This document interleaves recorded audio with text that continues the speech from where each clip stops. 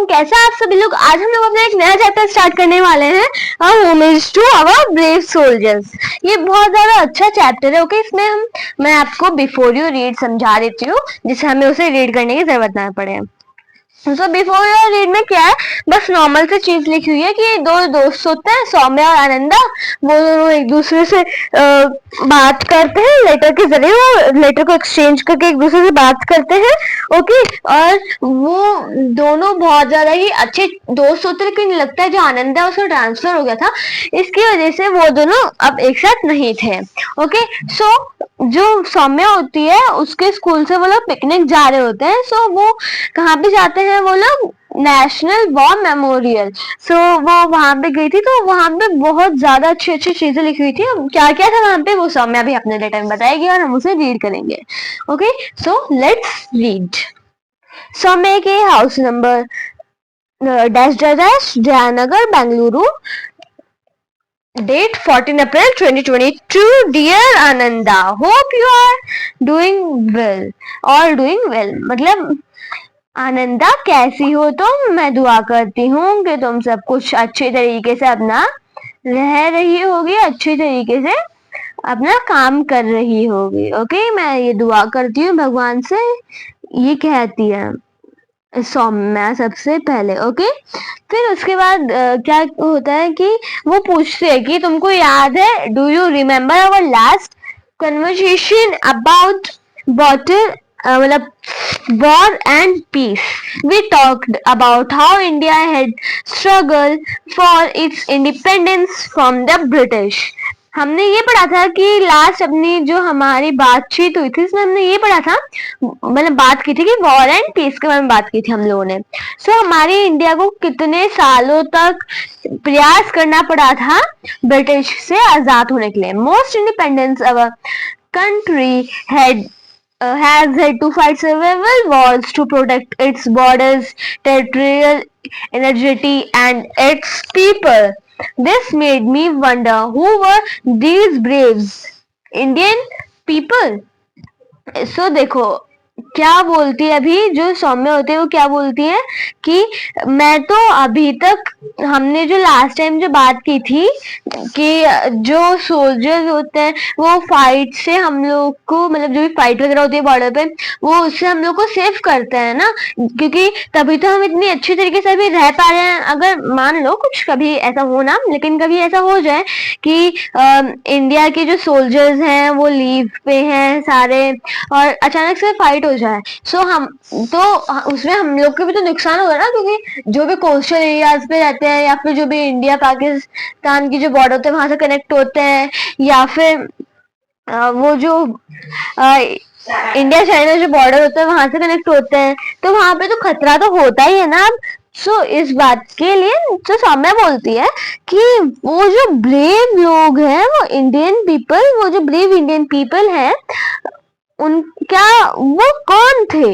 They fought to protect our country and sacrificed their lives so that we could lead our lives in peace. What were their names? Where did they came from? Does anyone remember anything about them? So अब सौम्या जो होती है वो ऐसे कहती है कि क्या किसी को याद है कि कौन थे वो लोग? क्या कोई जानता उन लोगों को? क्या अभी भी वो लोग कहाँ से आए थे? क्या नाम था उन लोग का? वो लोग कितने अच्छे थे? उन लोगों ने हमारी बॉर्डर को प्रोटेक्ट किया।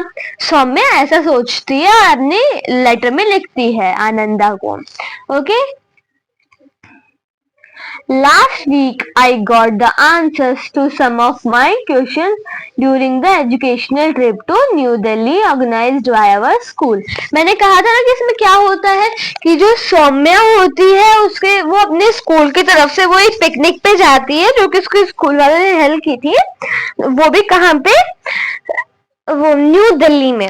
ओके, सो ये जो भी हमारी परेड होती है ना 26 जनवरी और ये जो भी हमारी 15 अगस्त, ये जो हमारी परेड होती है ना, ये भी नेशनल वॉर मेमोरियल के सामने ही होती है। क्योंकि आपने सुना होगा कि जो इंडिया गेट है ना, उसके ऊपर सारे जो सोल्जर्स है, जो भी शहीद हुए थे हमारे वॉर्स के अंदर, उन सबके नाम लिखे हुए हैं। Okay, so you may recall I was looking forward to this trip and our visit to many places of historical and educational significance. I learned several new and interesting things and I am excited to share them with you. So, जो अब सौम्या होती है वो ऐसे कहती है कि अब मेरे को ना वो जो ट्रिप है ना वो याद है, और looking forward to this trip and our visit to many places. और हम लोग, मेरे को ये ट्रिप में बहुत ज़्यादा मज़ा आया, और इसमें अब जो भी इंटरेस्टिंग और न्यू थिंग्स थे मैं वो आपके साथ शेयर करती हूँ। ठीक है, वो ऐसा कहती है Saumya. Okay, let me begin by asking you to guess the name of the monument that I found most inspiring. Let's see if you can guess. So, Saumya Ananda से पूछती है कि तुम गेस करो उस मॉन्यूमेंट का नाम जो मेरे को सबसे ज्यादा इंस्पायरिंग लगा। चलो देखते हैं कि तुम अब उसका नाम गेस कर पाती हो या फिर नहीं। The construction of this monument started in April 2018। 2018 ये क्वेश्चन आ सकता है कि जो नेशनल वॉर मेमोरियल था उसका जो कंस्ट्रक्शन था वो कब स्टार्ट हुआ था। सो आंसर क्या बोलोगे आप? अप्रैल 2018। और ये पूछा जाएगा कि वो कब चालू हुआ था और कब खत्म हुआ था। तो the construction of this monument started in April 2018 and was completed in February 2019. ये आपको आंसर में लिखना है, तो ये थोड़ा सा इंपॉर्टेंट है, इसे मार्क कर लेना। It was envisaged then inaugurated by India's Prime Minister Shri Narendra Modi in February 2019. In terms of location and size, it is spread over 40 acres of land near the iconic India Gate. But more importantly, it is a tribute to some of the bravest Indians. I am sure you will guessed it's the National War Memorial. So देखो, तो ये बनना तो चालू हो गया था और ये खत्म भी हो गया, और इसका इनोग्रेशन इन्वेंस्ड मतलब विजुअलाइज्ड। ओके, और इसका जो इनोग्रेशन था वो हुआ था 2019 में श्री नरेंद्र मोदी, जो कि हमारे प्राइम मिनिस्टर हैं, उनके द्वारा। सो इसकी जो लोकेशन थी वो तो दे दिया है, land near the iconic India gate, मतलब जो हमारा इंडिया गेट है ऐसे ये उसके सामने है। ओके, मतलब इसके पास है। सो और ये ना 40 एकर्स में फैला हुआ है। Okay, so but more importantly, it is tributed to some of the bravest Indians. I am sure you will guess it is National War Memorial. Would not you say a long desired aspiration was fulfilled? मतलब वो बोलते कि हाँ, मेरे को लगता है अब तुमने गेस कर लिया होगा कि वो जगह कौन सी है, और फिर वो बोलती है उस जगह का नाम है national war memorial. Okay, our visit to the National War Memorial begin with our teacher explaining that even after independence of India has to fight many wars to protect itself, and the freedom and security we enjoy today is because of the many brave soldiers, men and women who have served in the Indian Armed Force.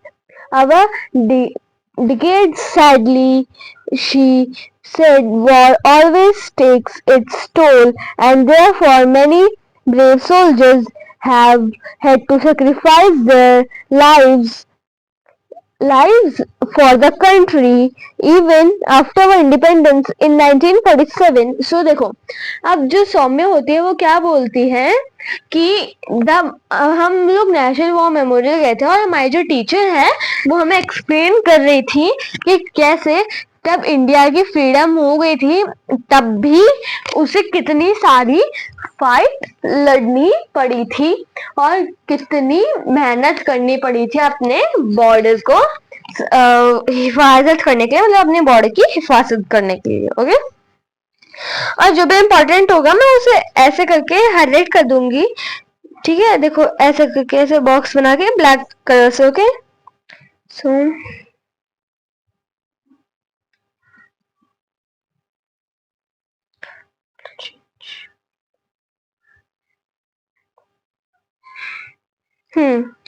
this is what makes monuments like the National War Memorial extremely important, so that we should never forget the cost of freedom. We are aware always of the pain and horrors of war. We learned that each brick of the memorial is called a tablet. So क्या दिया है इसमें कि एक second, सो क्या दिया है इसमें कि जो नेशनल वॉर मेमोरियल है वो बहुत ज्यादा इम्पोर्टेंट है। ठीक है, हम वो हमें ना कभी भी जो कॉस्ट ऑफ फ्रीडम है, मतलब जो इंडिया की आजादी के लिए या फिर इंडिया के बॉर्डर को बचाने के लिए जितने भी सोल्जर्स की डेथ हुई थी ना, वो उस चीज को हमेशा हमें याद दिलाता रहेगा।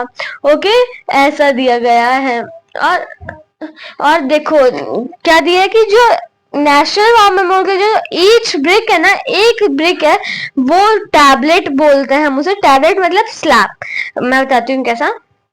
देखो वहां पे ऐसे छोटे छोटे स्लैब्स बने रहेंगे जिसके अंदर नाम लिखा होगा। एक सेकेंड, चेंज कर लेती हूँ। हाँ, ये वाला सही। जिसका नाम लिखा होगा, जैसे जो भी सोल्जर की डेथ हुई है उसका नाम लिखा होगा या फिर उसकी फैमिली में वगैरह सब कुछ उसके नाम में लिखा होगा उस स्लैब के ऊपर कि उसका जन्म कब हुआ था, वो कब मरा, किस वॉर में मरे, उनकी एज क्या थी उस वक्त, उनकी पोस्ट क्या थी। ठीक है, ये सब उसमें लिखा होता है बॉक्स में। ठीक है, और उस बॉक्स को हम लोग कहते हैं स्लैब। ओके, क्या कहते हैं? slab. So let me change the color now.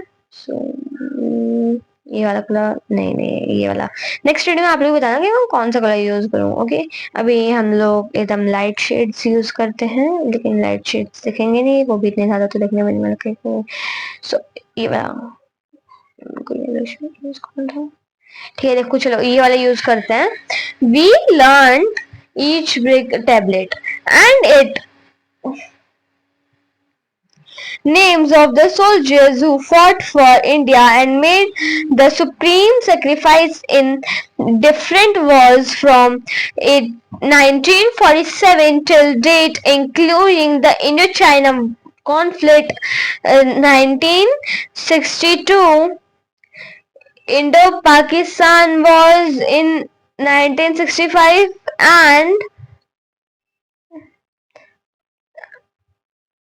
and 1971 and the Kargil war in 1999.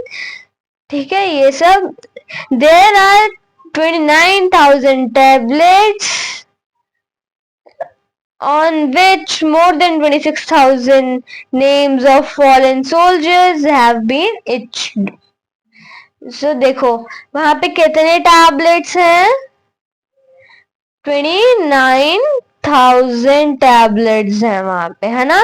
और देखो 29,000 टैबलेट्स है, 26,000 टैबलेट्स के से भी ज्यादा पर लिखा हुआ है सोल्जर्स के नाम जो कि मारे गए थे युद्ध के दौरान। Okay,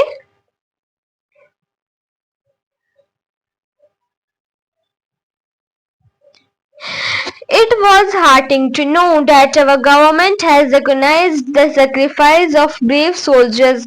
Our teacher told us about the 21 brave hearts who were awarded the Paramveer Chakra PVC, India's highest gallantry award. ठीक है. So ये जो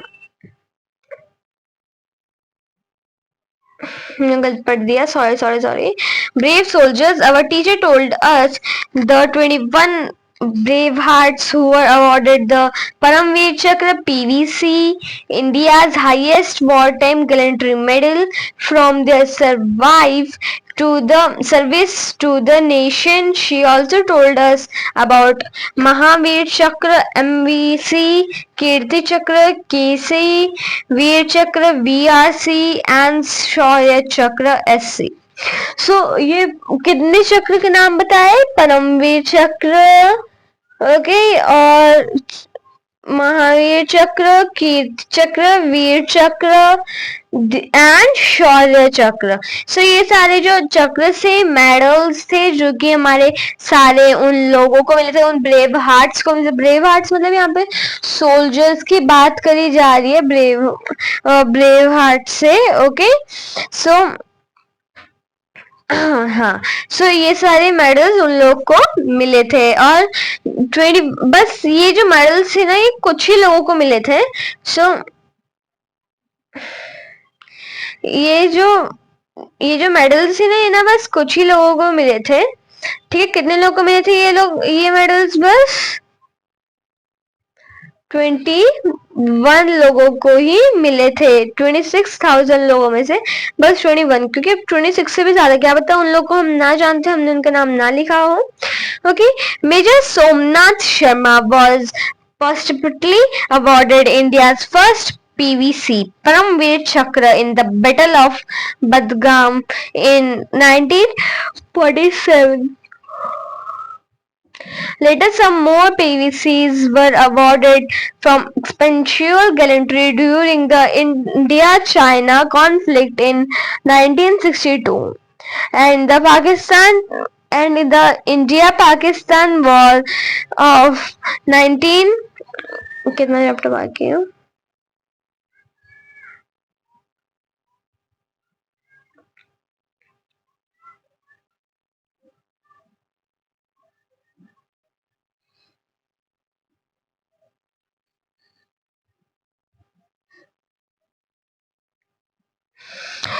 जो मेजर सोमनाथ शर्मा थे, उन्हें फर्स्ट टाइम पीवीसी मिला था. ओके, वो भी किस बैटल में? बदगम इन 1947 में. ओके, सो उसके बाद बहुत से लोगों को पीवीसी अवार्ड मिले. ओके, इंडिया चाइना वॉर में, इंडिया पाकिस्तान वॉर में, ठीक है, इन सारी में उन्हें और भी मिले. Besides the PVC was also awarded for service during the UN peace keeping operations in Congo. उन्हें जो परमवीर चक्र था, वो अवार्ड ना उन्हें ना और बहुत सारे लोगों को मिला था. उन लोगों को भी जिन्हें कैनगो ऑपरेशंस और भी जो ऑपरेशन होते हैं उनमें बहुत अच्छे तरीके से हमारे नेशन में पीस बनी रहने दी थी. सो बच्चों, आज की वीडियो में इतना ही. अब हम कल पढ़ेंगे बाकी की वीडियो में. ओके, सो देखो, अब मैं ना ये छोटा सा ही पार्ट पढ़ाऊंगी मैं, क्योंकि ये चैप्टर हमारा बहुत ज़्यादा बड़ा है. सो ऐसे करके हम लोग इस चैप्टर को कंप्लीट करने वाले हैं. इसकी मैं पूरी एक प्लेलिस्ट रेडी कर दूंगी जो कि मैं आप लोग को दे दूंगी. ओके, सो आज की वीडियो में बस इतना ही. Thanks for watching. बाय. एक मिनट, जाना नहीं. ये इतना बड़ा बाय आप लोगों के लिए मेरी तरफ से. हाँ, और एक और चीज देनी थी आप लोग को. मेरे को एक अनाउंसमेंट थी बहुत ज्यादा अच्छी, कि देखो मैं आप लोगों को अपना दिल देती हूँ. अब ये बाय. ओके, सो बाय एवरीवन. ओके, सो अब हम नेक्स्ट वीडियो में देखेंगे कि आगे क्या क्या हुआ था इस चैप्टर में. ओके, सो बाय.